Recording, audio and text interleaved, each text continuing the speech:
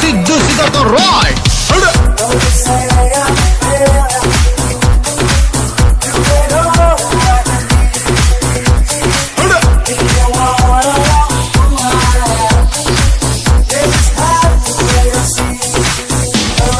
నంద అయితే నేను బద్రీనాథ్ అయితే ఏంటి నాకు కొంచెం దిక్కుంది కానీ దానికి లెక్కుంది. చూడప్ప సిద్ధప్ప, నేను సింహం అంటానబ్బా. అది గడ్డం గీసుకోలేదు, నేను గీసుకోగలను అంతే తేడా. మిగతాదంతా సేమ్ టు సేమ్.